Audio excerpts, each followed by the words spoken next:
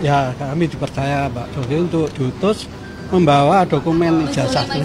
Ya, membawa dokumen ijazah untuk menyerahkan di Bareskrim ini. Jadi sementara hanya diperintahkan seperti itu aja, karena kita sebagai adik ipar dipercaya untuk membawa dokumen ini.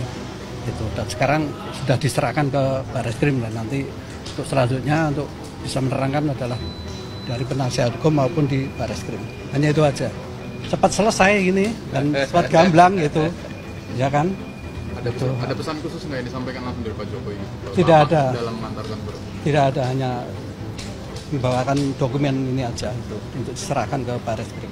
Ya, akhirnya setelah bertahun-tahun ini isu ijazah Jokowi hanya dianggap sebagai suara nyamuk barangkali di telinga kekuasaan. Bareskrim memanggil keluarga Jokowi, bukan buzzer, bukan relawan, bukan influencer, tapi keluarga kandungnya. Saya kira ini bukan cuma soal dokumen akademik, ini sudah jadi drama politik kelas wahid. Jadi kuasa hukum Jokowi, Rifai Kusumanegara, yang barusan kita lihat dengan gaya kepo tapi kalemnya, gitu, menyatakan bahwa keluarga dan ajudan sudah datang membawa ijazah asli dari Solo ke Jakarta. Wow, ijazahnya tentu istimewa sekali ya, mesti diantar langsung oleh keluarga. Bukan difotokopi, bukan dikirim ekspedisi, tapi ya barangkali diarak gitu, diaman. Apakah ini pengusutan hukum atau pementasan budaya? Bisa jadi keduanya. Tapi yang jelas ini bukan lagi masalah akademik. Ini soal simbol kekuasaan yang sedang digugat keabsahannya. Meskipun mantan gitu ya. Tapi kinerja pemerintah hari ini patut diapresiasi. Dan yang lebih heboh dari ijazah ini tentu kita lihat tadi prosedurnya. Pihak Bareskrim menyatakan sudah memeriksa 26 saksi, alumni, staf kampus, KPU tadi ada kalau nggak salah, bahkan tempat percetakan. 34 lembar dokumen administrasi Fakultas Kehutanan UGM, 5 bundel teman-teman satu angkatannya, 3 bundel lagi dari UGM. Ada juga bundel dari SMA 6 Surakarta. Wah, ini kan luar biasa. Ini pertanyaan netizen yang nakal nih, penyelidikan atau persiapan reuni akbar? Ya, selama ini padahal rakyat minta transparansi dan jawabannya sering tidak dilayani, itu hoax ya, konspirasi dan sebagainya. Hal-hal ini yang sering kita dengar dari sudut pandang mereka. Tapi sekarang negara serius. Mungkin karena tekanan publik tak bisa lagi ditepis dengan meme, buzzer. Dan yang lebih mengejutkan, sudah ada uji laboratoris terhadap dokumen. Jadi ini bukan sekedar klarifikasi di YouTube atau obrolan di podcast alumni. Maka saya kira satir yang layak dicatat nih ya. Kok baru sekarang serius? Kalau dari awal transparan dan ijazah ditunjukkan ke publik, ya, bukan hanya ke media pilihan ya, rakyat tidak akan sampai bikin film dokumenter, buku investigasi, atau sampai lapor ke PBB. Nah, ijazahnya diantar keluarga. Ini dramatis atau defensif? Kenapa nggak langsung dari institusi misalkan? Tapi kan kalau ijazah tetap memang keluarganya dan institusinya sudah ada yang diundang. Nah, saya kira ini bentuk yang parade menarik untuk kita simak berikutnya. Negara kerja keras membela kasus ini, menjaga kasus ini. Mudah-mudahan bukan membela berpihak, tapi membelanya kebenaran yang dibela, gitu ya. Karena ini urusan besar, bukan hanya sekedar urusan ece-ece. Nah, kalau kelak terbukti ijazah itu sah dan benar, ya bagus ya. Kalau tidak terbukti cacat prosedural, maka saya kira ini bukan soal pemalsuan dokumen, melainkan pemalsuan sejarah bangsa. Jadi mari kita tunggu hasilnya. Tetap sambil nonton, jangan lupa ini negara hukum, bukan negara perasaan. Rasanya. Dan jika hukum tak lagi punya nyali untuk adil, maka rakyat akan selalu punya memori untuk mengingat dan bersuara. Begitu ya. Dan pertanyaan bagaimana kabar Pak Rizal, tentu kita akan sampaikan juga ini yang semestinya dihadiri oleh Pak Rizal tapi tidak hadir beliau. Ini penjelasan dari Pak Ahmad Husainuddin. Ingin kami sampaikan yang pertama, kami tadi sudah mengkonfirmasi kepada penyidik Polda Metro Jaya bahwa klien kami belum bisa menghadiri panggilan untuk melakukan klarifikasi atas undangan yang disampaikan oleh Polda Metro Jaya, Risret Kriminal Umum pada hari ini, dikarenakan qadarullah kecelakaan, ditabrak motor. Jadi ada panggilan qadarullah mau hadir tapi kecelakaan dan sampai hari ini sakit, ditabrak motor. Kemarin malam, ya kemarin malam kecelakaan ditabrak motor sehingga kami ditunjuk untuk datang begitu. Itu yang pertama terkait ketidakhadiran klien kami yang bernama Rizal Fadli.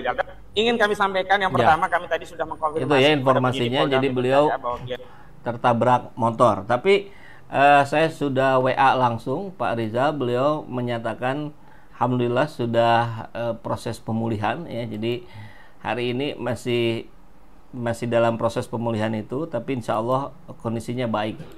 Nah, ini salah satu foto Pak Rizal ketika ditangani di Rumah Sakit Muhammadiyah kemarin ya. Dan yang tak kalah menarik, beredar lagi video ya, cukup viral ini dari jurnalis senior, saya biasa manggilnya Kang Aendra, bicara tentang Bambang Tri. Ini ramai lagi di berbagai media sosial, kita tonton ya. Karena Bambang Tri ini cerdas. Satu, nomor palsunya aja tahu. Nomor ijazahnya aja tahu. Siapa yang dipalsu? Hari Mulyono. Itu UGM. Saya udah investigasi.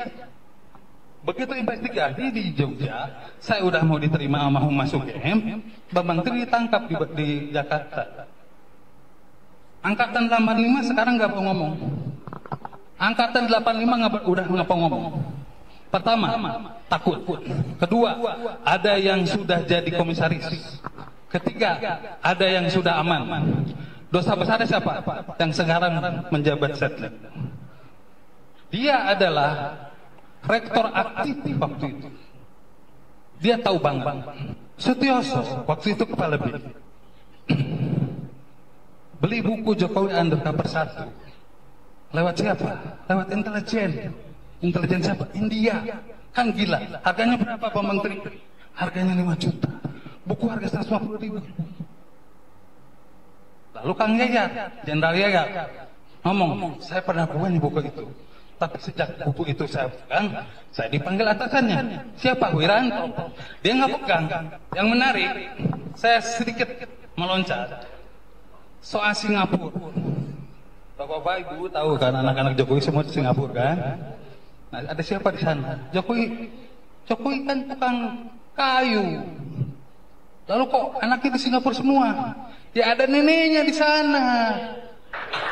Ya ini seingatan saya, ini backgroundnya itu ada tulisan For Asli, itu di Bandung, tapi antara 1 sampai 2 tahun yang lalu lah kejadiannya. Jadi ini ternyata viral lagi, mungkin menjadi informasi baru bagi masyarakat ya. Oke, yang pasti apapun yang terjadi, kita tentu berharap ini adalah hal yang terakhir ya, terkait ijazah palsu ini. Ke depan nggak boleh lah, kita harus lebih ketat lah ya, biar nggak kayak begini terus kejadiannya. Kita harus fokus pada proses-proses pembangunan Indonesia, bukan pada hal-hal yang seperti ini. Komen dari sahabat. Assalamualaikum. Waalaikumsalam. Mungkinkah sudah diskenariokan yang akhirnya tetap memenangkan Jokowi? Ya, apa yang tidak mungkin gitu. Tapi tentu semua pihak sudah menyiapkan plan A, plan B, plan C-nya gitu kan. Dari awal Jokowi sudah melecehkan hukum. Bolehlah Pak Jumali ini didetailkan melecehkan hukumnya sebelah mana, karena tidak memenuhi panggilankah yang di Solo atau bahkan yang sebelumnya gitu. Atau yang mana nih? Perlihatkan dong ijazahnya, ditunjukkan sebentar terus ditutup lagi. Jangan-jangan cuma bungkus kacang tadi. Oh, yang tadi ada ya, yang ini nih, pengacara yang ini tadi menunjukkan berkas kemudian langsung ditutup lagi. Saya yakin bukan bungkus kacang, tapi mungkin bungkus yang lain. Ternyata ada ijazah aslinya tapi beda dengan yang beredar. Kalau gitu gimana ya? Ya ini sudah masuk ranah pengadilan, nanti pengadilan yang akan memprosesnya tentu. Tapi mata netizen ini akan sangat mengawasi. Kalau ada kejanggalan pasti akan ada yang teriak dan seterusnya. Ini saya kira hal yang lebih baik terjadi hari ini ketika netizen bisa ikut berperan serta dengan lebih banyak dibandingkan sebelumnya. Keluarga Jokowi sama aja nggak beres. Apa yang nggak beresnya ya? Jadi kalau komentar akan lebih keren itu kalau didetailkan, nah, gitu ya.